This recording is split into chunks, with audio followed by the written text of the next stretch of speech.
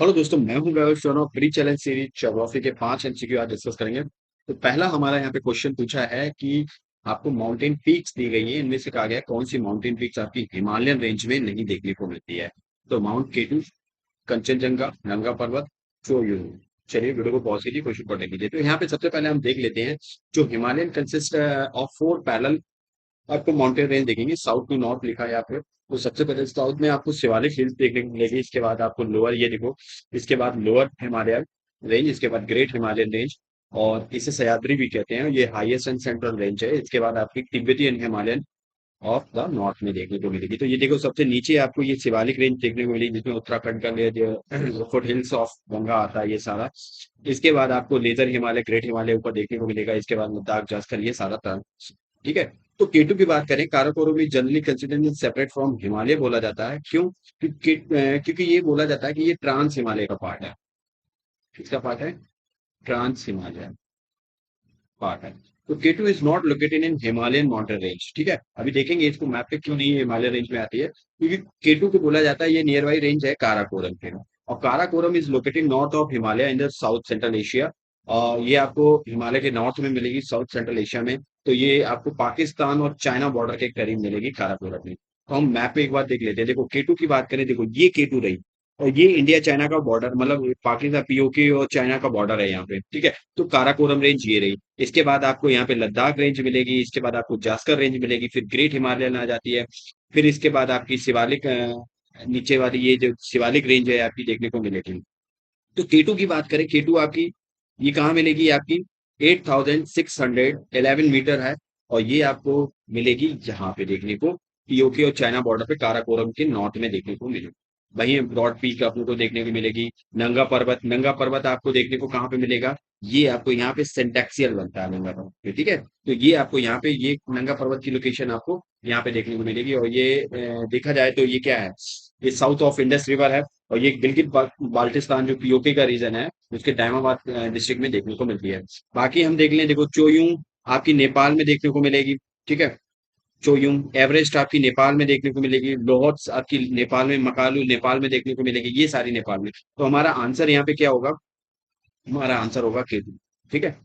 बाकी हम देख लें, ये आपकी 6 इंपॉर्टेंट माउंटेन रेंज है, पीक्स हैं, सॉरी, माउंटेन पीक्स हैं, पर्वतीय चोटियां हैं।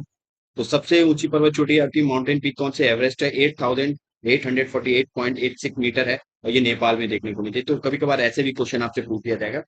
केटू आपको कहाँ मिलेगी? ये पीओके रीजन में देखने को मिलेगी। कंचनजंगा अगर भारत की सबसे ऊंची पूछी जाएगी तो कंचनजंगा है, ये आपकी सिक्किम मिलेगी, जिसे 5 treasures of the great snowy बोलते हैं। लोहास ये नेपाल में देखने को मिलेगी, फोर्थ हाईएस्ट पीक है आपकी हिमालयन। और ये साउथ, ये आपको कहाँ मिलेगी? ये आपको साउथ पीक किसे बोलते हैं? तो ये आपको नेपाल में देखने को मिलते हैं। मकालू को ग्रेट ब्लैक बोलते हैं, और ये भी आपकी नेपाल में। चोयूंग भी आपकी नेपाल में देखने को मिलेगी। नंगा पर्वत की हमने बात कर ली, ये आपको पीओको गिलगित बाल्टिस्तान में मिलेगी देखने को। चलिए, सेकंड क्वेश्चन हमारा ये पुंचा कल्टीवेशन के बारे में पूछा गया, और ये कहाँ पे प्रैक्टिस की जाती है? तमिलनाडु में, केरला में, या कर्नाटका में, या लक्षद्वीप में? वीडियो को पॉज कीजिए, देखते हैं इसका आंसर क्या है। तो पुंचा कल्टीवेशन की बात करें, एक टाइप की राइस फार्मिंग है। ठीक है। चावल की खेती है एक टाइप की। और इसमें ये चीजें इन्वॉल्व रहती है कि इस मतलब जो राइस को के जो सीड्स हैं उनको कब अक्टूबर में शोइंग किया जाता है, बोया जाता है, और हार्वेस्टिंग की कटाई कब होती है? मार्च में होती है। ये सारी चीजें इसमें इंक्लूड होती हैं। ठीक है। तो ये प्रैक्टिस आपको कहाँ मिलेगी? रनाड, अल्पुजा डिस्ट्रिक्ट में देखने को मिलती है, केरल में। ठीक है। और ये केरल की बात करें तो ये ओनली रीजन है इंडिया में, ये केरल का एक रीजन है, कुट्टानाड। तो कुट्टानाड ये इंडिया का केवल रीजन ऐसा है जहां पे फार्मिंग जो होती है वो प्रैक्टिस की जाती है बिलो सी लेवल, सी लेवल से भी नीचे फार्मिंग होती है। ठीक है। इतना। तो यहाँ पे जो सी का बैक वाटर होता है, और जो सेवरल वाटर वेज हैं, उनको इस फार्मिंग में काम लिया जाता है। वो इस सारी चीजें क्या है, इंटीग्रल पार्ट है इस फार्मिंग का। तो ये है, देखो, आपकी पुंचा कल्टीवेशन। तो ये कहाँ देखने को मिलती है? केरला में देखने को मिलती है। ठीक है। और एक पर्टिकुलर रीजन है केरला में, कहाँ पे? कुटनाड, ये अल्पुजा डिस्ट्रिक्ट में देखने को मिलता है। वहां पे आपको पुंचा कल्टीवेशन, और किससे रिलेटेड है? राइस फार्मिंग का एक टाइप। ठीक है।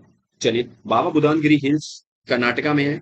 तो इसमें बात कर रहे हैं, ये कौन से प्लांटेशन जो क्रॉप्स है यहाँ पे, उसका ओरिजिन प्लेस है बाबा बुदान हिल्स। तो नीलगिरी टी है, कॉफी है, रबर है, या ऑल ऑफ देम है सारे। चलिए वीडियो को पॉज कीजिए, क्वेश्चन को अटेंड करते हैं। तो यहाँ पे देखो दत्तागिरी भी बोलते हैं, बाबा बुदान है, दोनों नाम है इनके, ठीक है। तो ये माउंटेन रेंज आपको कहाँ मिलेंगी? ये आपको वेस्टर्न घाट में चिकमगलुरु डिस्ट्रिक्ट कर्नाटक में मिलेंगे।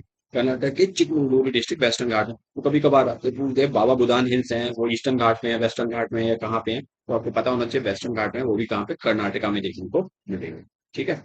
इनकी बात करें तो एक टाइप का श्राइन है, हिंदू मुस्लिम जो है उनका एक पिलग्रिमेज है, प्लेस है ये, ठीक है। एक मतलब कह सकते हैं कि क्या है, क्या बोलते हैं हिंदी में पिलग्रिमेज को? तीर्थ स्थान, तीर्थ स्थान है, ठीक है। तो बाबा बुदान हिल्स गिरी, जो बुदान गिरी है, वो आपको कॉफी प्लांटेशन के लिए जाने जाते हैं, ठीक है। तो कहा जाता है कि यहाँ पे एक सूफी संत थे बाबा बुदान, ठीक है, 1670 में रहते थे। तो उन्होंने 7 कॉफी बीन्स को यहाँ पे प्लांटेड किया था, और ये जो 7 तरह के कॉफी बीन्स ये कहाँ से लाते थे? ये स्मगल करते थे, कहाँ से? यमन से मंगाते थे, ठीक है। तो ऐसा कहा जाता है। तो इस टाइम पे ये इंडियन कॉफी इंडस्ट्री जो यहाँ पे है बहुत ही मल्टी बिलियन डॉलर की है, ठीक है। तो क्या है इसका आंसर? कॉफी। चलिए, नेक्स्ट क्वेश्चन देखते हैं। ग्लेशियर्स के बारे में पूछा गया है, इनमें से कौन से ग्लेशियर्स हैं? 3 ग्लेशियर दिए गए हैं, बोला गया है आपके उत्तराखंड में सिचुएटेड है। तो चलिए देखते हैं इसका आंसर। तो देखिए ये सारे इंडिया के ग्लेशियर्स हैं। अभी हम उत्तराखंड की बात करें तो ये जो पार्ट दिख रहा है ये आपका क्या है? उत्तराखंड है। उत्तराखंड में आपको कौन से ग्लेशियर देखेंगे? ये सारे ग्लेशियर्स आपको कहाँ देखेंगे? ये सारे ग्लेशियर्स आपको उत्तराखंड में देखने को मिलेंगे। तो जिसमें बंदरपुर ग्लेशियर है, जहाँ से आपकी यमुना रिवर निकलती है, उसका सोर्स पॉइंट है। गंगोत्री ग्लेशियर जहाँ पे आपकी भागीरथी निकलती है, ठीक है। जो आपकी गंगा रिवर है, ठीक है। सतोपत ग्लेशियर, यहाँ से आपकी अलकनंदा रिवर निकलती है, जो जैसे यहाँ से गंगोत्री ग्लेशियर से भागीरथी निकली, सतोपत ग्लेशियर से अलकनंदा निकलती है, हरिद्वार में आके, देवप्रयाग में आके ये क्या बन जाती है? गंगा बन जाती है, ठीक है। तो ये मिलान ग्लेशियर आपका उत्तराखंड में देखने को मिलेगा, नियोला देखने को मिलेगा, काफनी ग्लेशियर, पिंडारी ग्लेशियर, ये सारे ग्लेशियर्स आपके कहाँ पे है? ये आपके सारे के सारे आपके उत्तराखंड में देखने को मिलेंगे। ये बाकी जेम ग्लेशियर्स है, कंचनजंगा ग्लेशियर्स है, ये आपके सिक्किम में देखने को मिलेंगे। ये कहाँ पे है? आपके सिक्किम में है। और ये आपका देखो अरुणाचल प्रदेश में बिचोंग ग्लेशियर्स एंड कैंगटो ग्लेशियर्स, ये आपके कहाँ मिलेंगे? अरुणाचल में। चल में बाकी ये आपके देखो लद्दाख में और जम्मू एंड कश्मीर में देखने को ग्लेशियर्स मिलते हैं।